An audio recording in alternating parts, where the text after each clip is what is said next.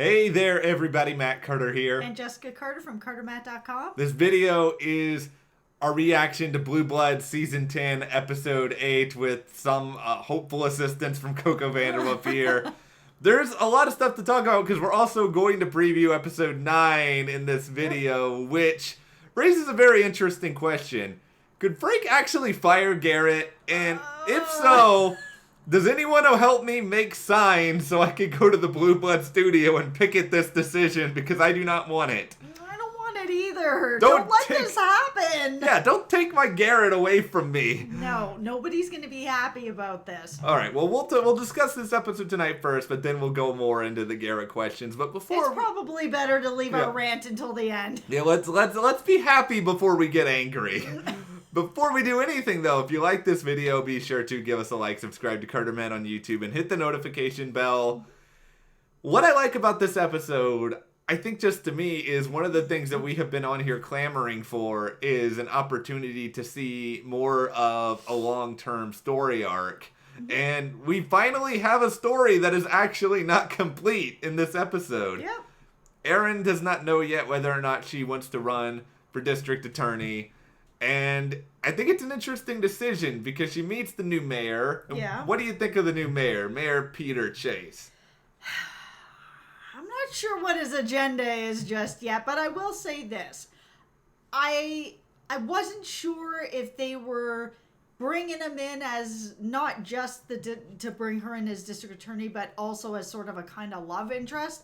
I really liked that near the end of the episode, he straight up was like, here's my wife, second wife, kids, made all my mistakes in my first marriage. This marriage is the one. I am not here for anything other than you being the DA. I really like that they just nipped that straight in the bud. Yeah, I appreciated that. We don't need to go down that road. Yes, this show is not soapy like that, and I really like it, and I didn't want it to go that way. I didn't know if they were going to kind of grow a little chemistry. Awesome. Nip it in the bud, not happening. I really like that. Now it really is about Erin, and if she's the right person or not. Spoiler alert, at some point during this season, I will probably do a mayor power ranking in my head about all of this. It's going to be hard. You shouldn't, because we all know it's Mayor Diggle till the end. Well, see, that's it's the problem. Just never going to change. You can't beat Mayor John Diggle, a.k.a. David Ramsey. Can we have David Ramsey back on Blue Bloods? I mean, he's not going to have that job that much longer, so I'm not saying that to be bad. Arrow had a nice run, but I'm not saying we need to kick out new mayor yet, but... He seems all right. He seems okay. I'm a little skeptical of every mayor who comes in because the purpose of the mayor on Blue Bloods is to fight with all the Reagans. That seems to be the established norm. Yeah, and that's why I'm kind of interested to see if he's gonna maybe break that a little bit. Yeah. Like, I'm sure there will be some things that they will come up against with each other, but it would be nice to see maybe Erin really working with the mayor a little more in a way that she wants to, if that makes sense.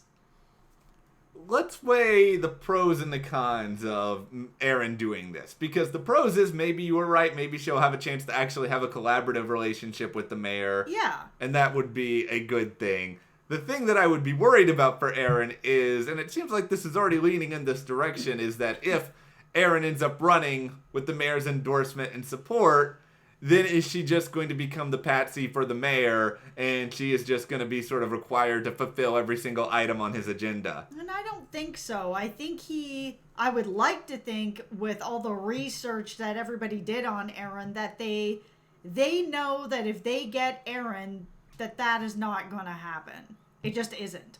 And I hope you're right. These people just have big egos, and they always think they can control everyone. They do, but it seems like they really researched her, so they would know. If they have 3 options, I don't know who these other 2 hucklearos are. Yeah. But Erin is not someone who's going to play ball. Yeah, and I hope that's the case. I don't want there to be anything nefarious here. I don't want any mayor shenanigans, but I'm used to Mayor shenanigans on this show. Yes, so. I just think it would be interesting to see her working in tandem with the mayor in a way that benefits everybody. Not in a way like a tit for tat or anything like that, but something that she's really on board with. She said, I really liked your platform, the ideas that you stand for. This is someone she can get behind. If he can get behind her, I find if that relationship really works out in a way that benefits both of them, then maybe it's not going to benefit the rest of the Reagan family. And I would find it kind of, she's already at odds with them a lot of the times anyway, so it would just be interesting to see her now at this level, and now they're at odds as well because she's just doing her job. I really like the family dinner thing where they were just sort of going around asking everybody if they had. What the skeletons are. I hope it's on a Blue Bloods blooper reel somewhere where, like, at one point during this whole thing, Donnie Wahlberg just, like, looks at everyone and just says, I'm Batman, and then just leaves the table. Like, these secrets were not revealing enough. Give us some more, reveal the darker secrets. No, it's fine. I have a fake ID and my name was Marion. That's the darkest secret you have? Well, okay. This is the Blue Bloods family dinner table. They're only going to go so dark at Sunday dinner. It's true, but at the same time, I did wonder if there might be someone who was going to come to Aaron afterwards and be like, listen, I didn't want to say it in front of everybody, but there's this. And the person that I actually thought might have something is Henry. Yeah. Because back in the day, things were different. And he has said that before when he had that conversation with Danny where he was like, man,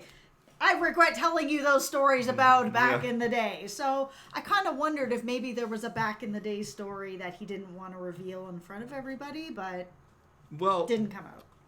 If we were Blue Bloods writers here, I think it would be an interesting thing to explore. I mean, it's a trade-off. Like, I don't want to hear about Henry doing bad things because, I like the character and I do understand it's a different time. Yeah, and I'm not saying anything that's so bad that it's like an unforgivable, how could he do that? But something that in a different time would have been a little bit shady but different for that time. Yeah. That maybe now that things have changed and, environment and culture and everything is so much different, that thing might have been not a problem at that time, but now would have been a problem.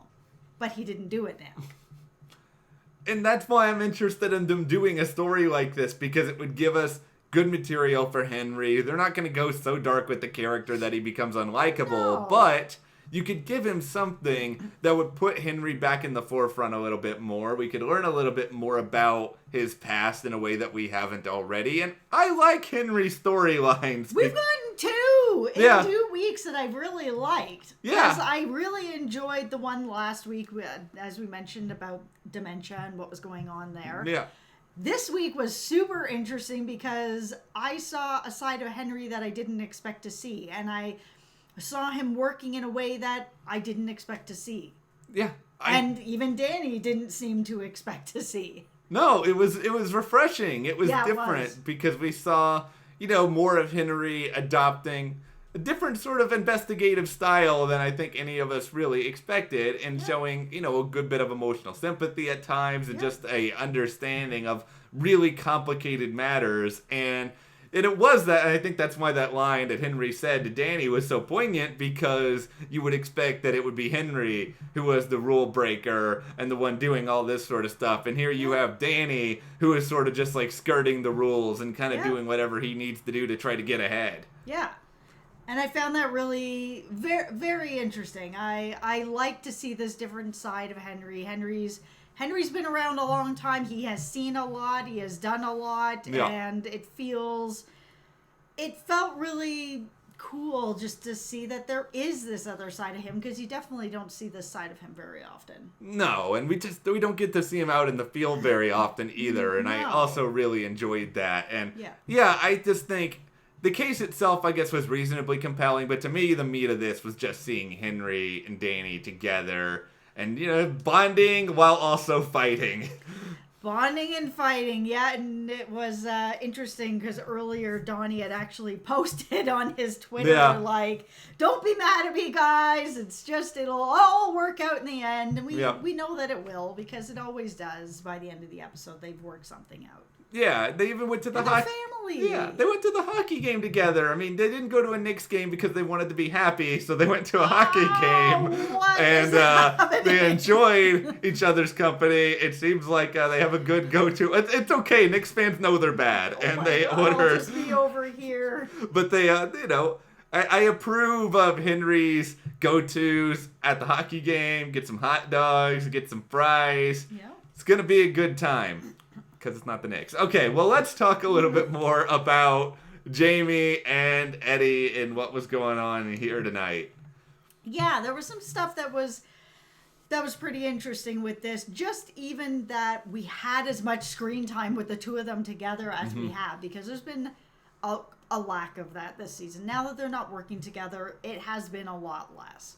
Yeah, and I think that is the challenge for the writers, is sort of being like, okay, how do we find a way to get these two working on things together when they're not really supposed to be working on things together? Yeah, but it's still really fun to see how in tune Jamie really is and how good he is at his job of picking up stuff. Yeah. Like, when all this was first kicking off, and she was acting a little bit weird, and he was acting a little bit weird, I had no idea what it was exactly, and he picked it up right away, what it was, and that it was a little shifty, and he was right on the money about it. Yeah, and he navigated these waters very, very well, and he avoided all the sharks that could be biting at him. He avoided anything that would get Eddie in trouble down the line. He got lucky with that. I still feel he got very lucky. He may have gotten very lucky. Yeah, and that's why when he had that conversation with her at home and was feeling like, I do have to put into consideration that you're my family, you're my wife, that doing this to this guy, and 99% of the time I put it in, but maybe I should think a little bit differently. Yeah. That maybe he could still get to the same conclusion or the same sort of result, but without putting her in jeopardy. And I think he can. The other thing I sort of wonder about this too is what's going on with Eddie's partners? It feels as though Blue Bloods can't make up their mind as to who they want Eddie to be working with at any given moment. Yeah, it's true. I would really like, if they're going to continue this on, where she's working on a different shift, and she's obviously not going to be working with Jamie anymore. He's sergeant now. Yeah. Let's just give her a partner so that we can start to get involved. Yeah. Give her some Witten back. And she can also get involved and start to make a connection with somebody who's not just Jamie. And I don't mean, and the Reagans, and I don't mean like make a romantic connection. No. I'm just talking about like a friendship, a working relationship, anything else. I wonder if a part of it, and this is just me thinking this off the cuff, is that you're probably not going to see Eddie's potential partner in more than maybe a few episodes out of a given year because there's so many things going on that maybe they're having a hard time like casting someone because it's hard to kind of keep them on a recurring contract when it's like, by the way, you don't know when you're going to be coming back to do another episode. Yeah, or maybe they just haven't found exactly the right story that they want to go through with that. Because when you're casting someone for a partner for something like this, and they're going to be on the show for a long time, and you're going to develop a relationship with Eddie, then they have to make sure that it's going to go in a good direction, a direction that they can build from, and that there's good chemistry there. And again, I don't mean romantic chemistry, I just mean good chemistry between the two actors, the two characters, like what we have with Aaron and Anthony. Yeah. Like, there is a really good, fun chemistry there between these two. It doesn't have to be romantic, but man, it's great. Yeah, I could just watch those two, like, just sit at a table and just, like, talk about the weather for 10 minutes and be kind of entertained. Yeah, the dynamic between them is fantastic. I love the addition of him. And if they had something like that for Eddie, it doesn't matter if it's male, female, it doesn't matter. Yeah. If they just had some sort of great friendship that's growing, Eddie doesn't have a lot of people that aren't just the Reagan, so it'd be kind of cool to see that dynamic come in. That's just me. Well, I agree with that, and let's also move forward now to something we're both going to agree with, and that is that it really stinks the idea of Garrett getting fired from the commissioner's office, which is suggested in that promo for episode 9. I know there's other stuff going on, but this was the main subject of the promo. This is what I'm most upset about, because new mayor, who may become Mayor Jerkface if he continues to kind of keep this up, suggesting that, he would like to see some changes made at the office. What's wrong with Garrett? Yeah, I'm really curious about that as well. I mean, Garrett does a great job, so I'm very curious to know what it is that the mayor thinks is wrong with Garrett, because we're gonna have words, me and you, Mayor. Bring back Mayor Diggle. Maybe he's jealous of his wonderful white tuft of hair. Maybe that's what's going on here. I don't know what it is. I'm just trying to figure. No, I really can't figure it out. The only thing that I could possibly think of is that he is very good at his job. So he does a very good job of insulating Frank in some ways. Yeah, I mean, maybe it's also that Mayor... Or protecting Frank in a lot of ways. And maybe the mayor doesn't want that. Maybe the mayor wants his own person in there. Maybe he wants a mole. Something like that. Something that he can, again, develop. If he's going to have Aaron come in as the DA, okay, he's developed that. Well, now you need to develop this side as well. Especially if he knows Aaron is not going to necessarily play ball unless she really agrees. Maybe he feels he needs to get an inside there to chirp in his ear. I'm going to predict that everything will be okay in the end. I think Garrett will be fine. I don't want to live in a world where Garrett gets fired by this new mayor who we don't even really know. No, this is terrible. I will say that it's always great to have Garrett have a little spotlight on him, but not like this. Well, it's like that story where it seemed like Baker was going to be leaving, and then we went through all that with Baker for a whole episode, and we were equally upset then, and we will be upset now for the next week, but... No, I don't think he's leaving either. I really feel like we are still going to have him. Garrett, you can't leave. We love you. Everybody loves you. Please don't leave. Don't let this mayor do this to you. Okay, I'm done. Yeah, I let you take over the role of person who talks to the character on camera in this video. But anyway, we want to know from you guys. Do you think Garrett could be leaving? Let us know in the comments. Let us know your thoughts on episode 8. And if you enjoyed this video, give us a like, subscribe. And if you want to support us further and get a shirt like this one, just check out that link in the description to the CARTERMATT store. Thank you guys for watching, as always, and we'll see you here next time.